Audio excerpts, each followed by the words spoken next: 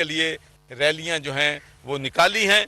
तो मैं आज मुतालबा करता हूं कि जो लोग जिम्मेदार हैं उनको सजा दी जाए, लेकिन इसके साथ साथ मैं ये भी कहता हूं, क्योंकि सारी जिंदगी मैंने ह्यूमन राइट्स के लिए फाइट किया है, चाहे वो ह्यूमन राइट्स की वायलेशन पैलेस्टाइन में हो रही हो या कश्मीर में हो रही हो, अफगानिस्तान में हो रही हो, इराक में हो रही हो, मेरा माजी गवाह है कि मैं हमेशा मजलूमों के साथ खड़ा होता हूं। मैं हमेशा गरीबों के लिए अपनी जंग जो है वो जो है लड़ी है।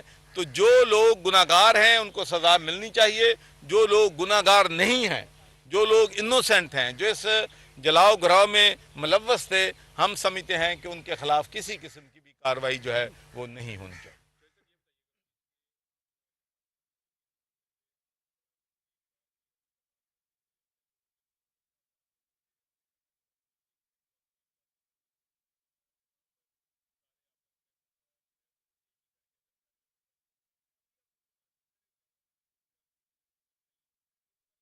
मैं थोड़ा सा इस पर वजाहत कर दूं।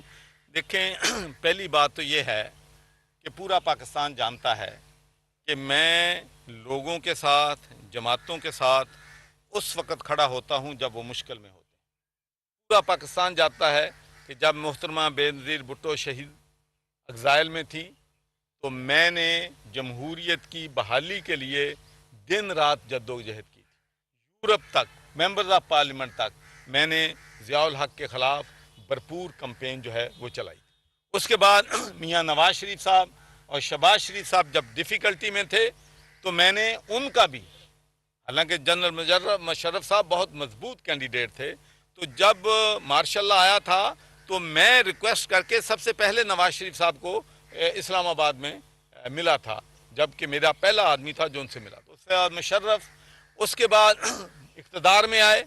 मैंने पाकिस्तान मुस्लिम लीग नून को उस वक्त छोड़ा जब अरूज पे थी और तहरीक इंसाफ जो थी बिल्कुल धर्मा नाकाम हो गया था और कोई उनकी कामयाबी के आसार नज़र नहीं आते। लेकिन एक होप थी कि मुल्क में नया पाकिस्तान बनाना है, हमने गुर्बत का खात्मा करना है, 2.5 करोड़ बच्चों को स्कूलों में लेके जाना है, इंसाफ का निज़ाम लेना है, बल्दियात को मजबूत बनाना है, पार्टी को इस तरह बनाना है जिस तरह यूरोप में है। तो मेरा ख्याल था, चूँकि खान साहब ने बहुत ज़्यादा अरसा यूरोप में गुजारा है, तो हम अगर इकट्ठे हो जाएंगे तो हम इस मुल्क को एक ऐसा मुल्क बना सकेंगे जिसका ख्वाब कायदे आज़म मोहम्मद अली जिन्ना और अल्लामा इकबाल ने देखा। लेकिन वो ख्वाब पूरे नहीं हुए। तो उस वक़्त जब मैं इक़्तिदार में भी था तो उस वक़्त भी मैं क्रिटिसाइज़ करता था।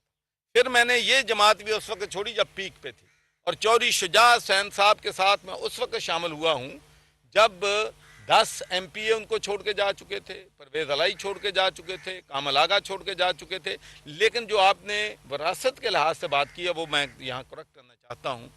पाकिस्तान की मुझे एक जमात बता दें जिसने किसी फैमिली के बाहर के शख्स को पाकिस्तान का चीफ ऑर्गेनाइज़र अपनी पार्टी का बनाया हो, पंजाब का मुझे सदर बनाया। अगर चौधरी शुजा सैम फैमिली पॉलिटिक्स पे बिलीव करते तो क्या मसला था, एक बेटे को वो चीफ ऑर्गेनाइज़र पाकिस्तान बना देते, दूसरे बेटे को पंजाब का सदर बनाते। तो मैं कहता हूँ ये पहला मौका है कि किसी ख़ानदान ने अपने लीडरशिप जो है वो किसी बाहर मुंतकिल की।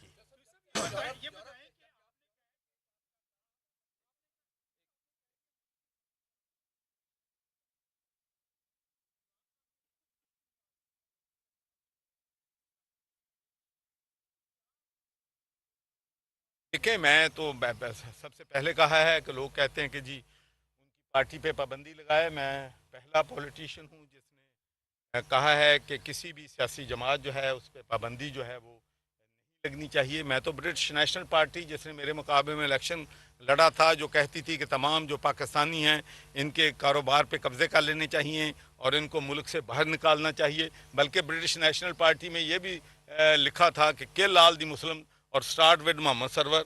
तो इसके बावजूद मैंने उन पर पाबंदी की हमायत नहीं की थी। तो मैं समझता हूँ कि जो जायज़ बात होगी मैं उसकी हमायत करूँगा, जो जायज़ नहीं होगी उसकी हमायत।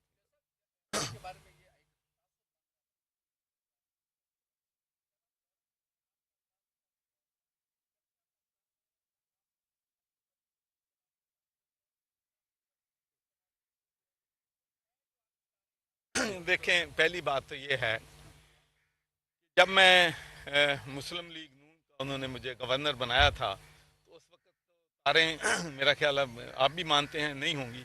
उसके बाद मैंने नून को छोड़ा। मैं आपको बिल्कुल बड़े यकीन और वसूख से कहता हूँ कि मुझे किसी ने नून को छोड़ने और अब आप बात कर लें तहरीक इंसाफ की। ये भी मैं बता दूं कि जब मेरा कोई ना कोई इख्तलाफ होता था तो जो क्या उनको कई नाम हैं, मैं उनको क्या स्टबलिशमेंट चलो कह दूं वो कहते हैं हमने तो इनको 5 साल और देने हैं, आप क्या बातें कर रहे हैं। इसलिए मैं अपनी मर्जी अपनी खुद करता हूं, अपने फैसले खुद करता हूं। कॉम्प्लिकेटेड भी कर लो।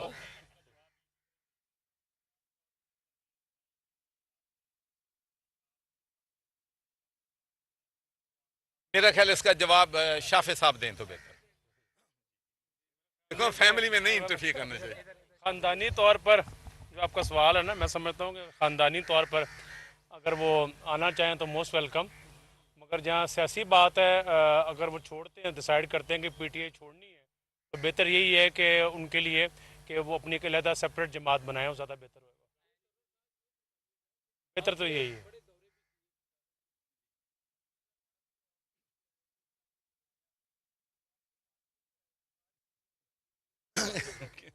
देखिए जी, बात ये है कि चौधरी इलियास साहब हमारे लिए काबिल एहतराम साथ हमारा पुरानी दोस्ती है। तो वो चौधरी शुजात साहब से मिलाने के लिए मैं आया था और चौधरी शुजात साहब से उन्होंने कहा कि भाई हमारे पास 16-17 जो हैं मेंबर्स हैं आज़ाद कश्मीर असम्बली में और 10-15 M N A M P A's हैं पंजाब में। तो चौधरी साहब हमसे ज़्यादा मेच्योर सियासतदान हैं और उन्होंने कहा कि भाई फिर अगर आपके पास इतने हैं तो फिर हमारी ख्वाहिश है कि उन सबको आप साथ लेके आएँ। तो मुझे तो इस तक ही पता, कल भी हमारे साथ थे। नहीं नहीं, काबू हमने किसी को एक बार किसी को काबू करने का हमारा, मैं आपको एक बात बताना चाहता हूँ मीडिया के साथ, ये बहुत ज़रूरी बात है कि मेरा टारगेट जो है कत्तन ये जो है सिर्फ इलेक्टेबल नहीं है। देखें जो इलेक्टेबल हैं ये एक फ़लसफ़ा है। ये इलेक्टेबल इसलिए इलेक्टेबल हैं कि ये हवा का रुख देखते हैं जब देखते हैं कि जो कोई इमरान खान के साथ इनको कोई मोहब्बत थी, ये किसी मोहब्बत में नहीं आए थे, इसलिए आए थे कि पार्टी का वोट था और उनको पता था कुछ हमारा वोट शामिल हो जाएगा। और ये इलेक्टेबल इसीलिए हैं कि कभी अपोजिशन में नहीं रहे। जब आप अपोजिशन में रहते हैं तो फिर ना थानेदार आपकी बात सुनता है ना दूसरा सुनता है, जिस तरीके से आजकल हमारी कोई नहीं सुन रहा है तो हाँ बताती